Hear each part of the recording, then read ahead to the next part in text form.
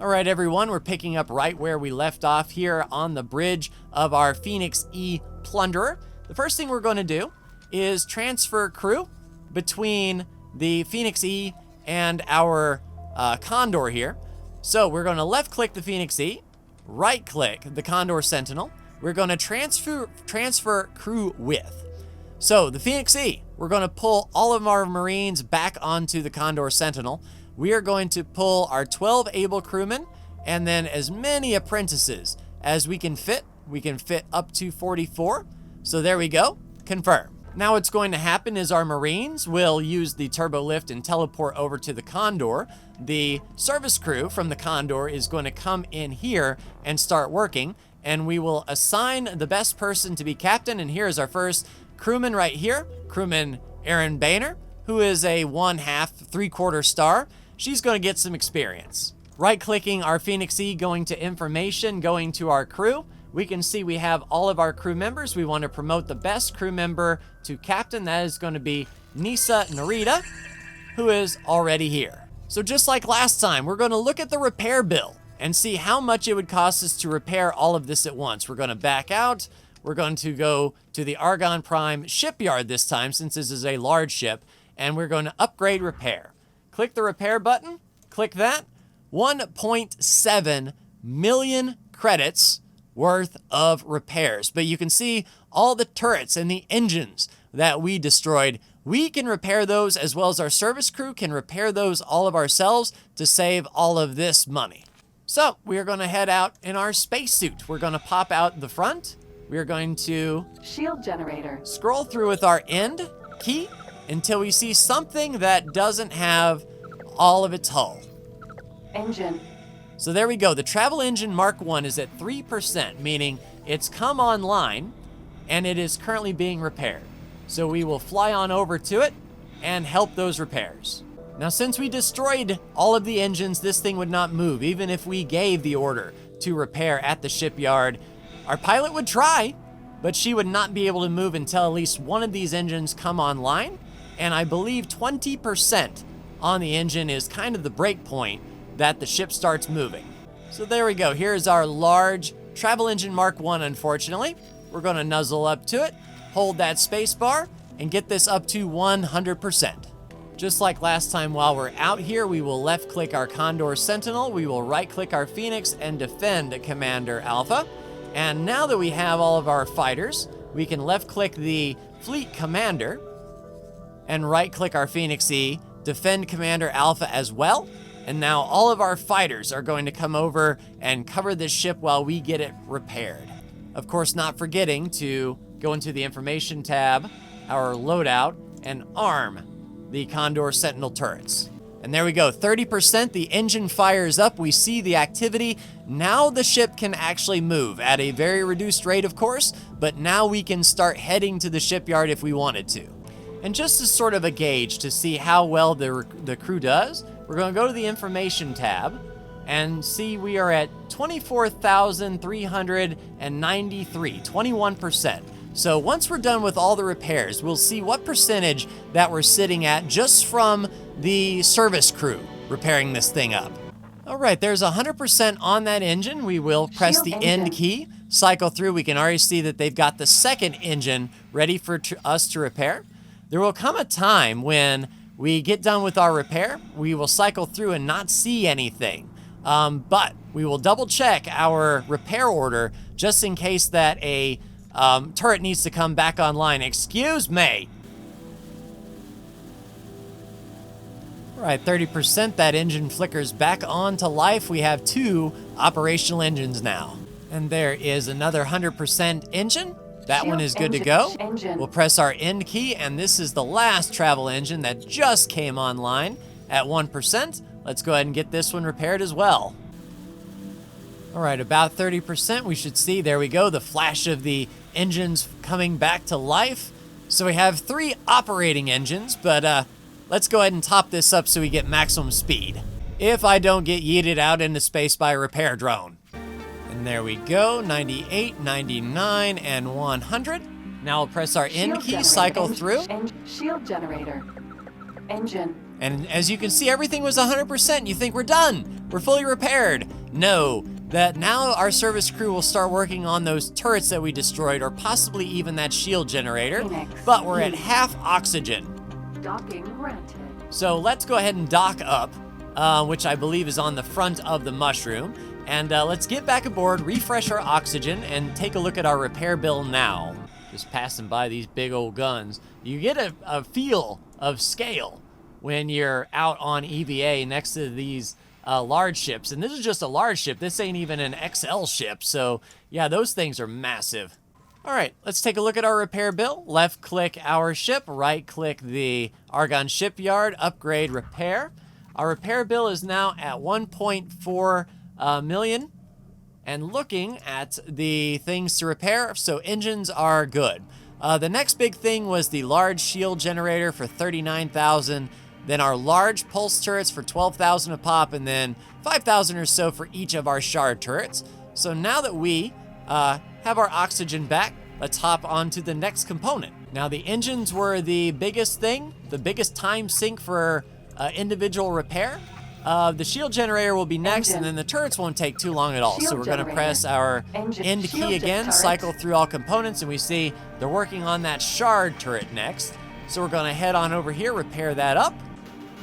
And there we go, get this shard turret back up and running. You can see how quick this is going to go.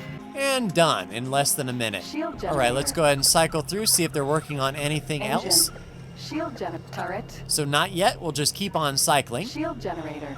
One thing that is really satisfying that I like to see on these turrets is if, say, the turrets were shooting at me and they were in an up position, and they were destroyed that way, they stay in that up position until you repair it, and then as soon as it gets its power back online, it sort of resets, gets right next to the craft. It's cool to see the turrets come back to its ready state, and you don't really get to notice that detail if you're not out repairing. There we go. So the Argonne medium shard turret on this backside is the next. I know engines are first, but I don't know how it decides what the next component to repair is. So we just cycle through until we find one that is just coming back online, and then go help it out. And I mean, even over there, those were the laser towers that were shooting at us, and in our spacesuit flying right beside them, you could see those things are way bigger than we are, but in our ship, they look kind of tiny. And it's already 17% by the time we get here. So this might be what I was talking about. You see how the gun is sort of, there it goes, snaps in as soon as it hits that 20. And this will be a quick repair. And easily done. That medium shard turret is back online. Let's get back to the rotation with our end key. I thought that was a dang rattlesnake pulling up next to us, but no, that's Vigor. Okay. Turret. Cool. Medium shard turret, 300 meters that way. So just over here. And it's already 14% by the time we get there. We can see the turret was pointing at us here. Boom. Reset. And 100% for that medium shard turret. And more of the same, cycling through. There we go, the large shield generator. So this has a similar satisfying effect. Its husk below a certain percentage is dark, and once it reaches a certain percentage of repair, the lights come on, the blade starts spinning again. It's like powering up a computer and watching all the LEDs come on. Pretty cool to see the power return back to it, kind of like a space engineer vibe. So it's like the blade's spinning, but nobody's home.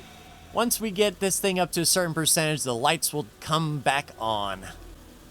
And at 20%, is it? There we go, lights flicker on, shields are coming back to the main ship, and it is a whole lot more protected now. And 100% shield generation, nice. All right, next up is the large pulse turret right over here on this section we will accommodate. Yeah, this will be satisfying. That gun is pointed kind of up a little bit. So once it comes back online, it should squat back into its hold and maybe even rotate a little bit. 18, 19, 20. It didn't have to rotate too much. Oh, there it goes. Nice. Rotation, rotation, rotation. Back to normal. And then I think at 50%, things stop being on fire. So we'll see if those clouds go away in a few more percentage points. I think so. I captured one ship that nearly everything was on fire.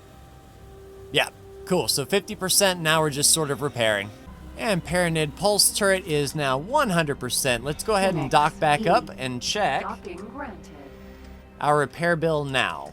One thing I noticed, storage, 1416 of 4,000. So this thing actually had cargo in it that we can sell off on the way to scalp it. Very handy. All right, repair bill now. Over to the shipyard, upgrade repair, check our repairs. 1.3, we saved 100,000. I mean, it's not a whole lot of money. We could go now, but I'm thinking more in terms of the XP of our service crew getting these things back online. Now we can see the cloud coming off of it. It's at 22%. It might get up to 30 or 40 by the time we get up there ourselves. Unfortunately, we missed its reset at 20%, but we can at least stop it from being on fire. There we go. Fire has stopped, and it's just a quick touch-up. Next up, a shard turret on the mushroom section. And I think that's the last 3 turrets are going to be the ones on the mushroom. And this fire is now put out. Just a nice little touch-up on this shard. One more shard turret just around this scaffolding here. This one's taking them a hot minute to get to. So repair that up, 20%. Reset. And the absolutely last thing to repair that isn't the hull is this large pulse turret on this stack.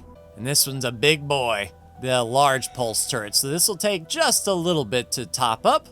Almost got power back to the turret here in 2%. And there we go, power is back to the turret. And there we go, it is no longer on fire. And turret is now complete. That should be everything. So one look at our shopping list one last time. Upgrade repair, 1.1 million. And the only thing is the Phoenix E itself, the hull. So all turrets and engines are back up and running. We are going to hop back on our experimental shuttle and bid this ship adieu, because it's going to be moving pretty slow to do its trading and whatnot. So it's going to be out of system. So I'll just cruise on over toward this station, see what in the gravy is even in the cargo bay of that Phoenix. Magidust. I don't know if we know any place. So Magidust is sold, and Magidust is actually bought at the Hatikva Freeport. Oh, so that's what they were doing before we so rudely interrupted them. Okay, so trade with the Hatikva Freeport, sell them all the Magidust for 36,000 credits. There you go. Oh, and if you were wondering, in the meantime, we are now up to 27,461 hull of the 112,000 megajoules of hull. We'll keep all of the service crew on it all the way past the shipyard here. And we ourselves are going to move over to this Hatikva Space Fuel Factory and rest up there and let these trades happen out of system or out of sensor range. Right, cool. We got paid. It's undocking. Now we're going to tell it to head to Argon Prime. That will let the service crew squeeze out what little repairs that they can do. See if we can get it up to, 25% or something of that nature. Just save a little bit of money on the way before we tell it to commit, and then we'll scalp.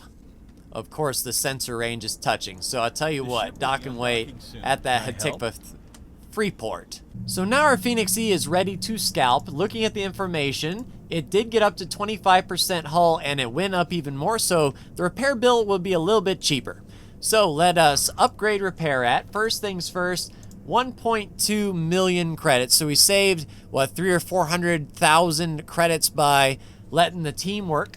Now it's time to scalp.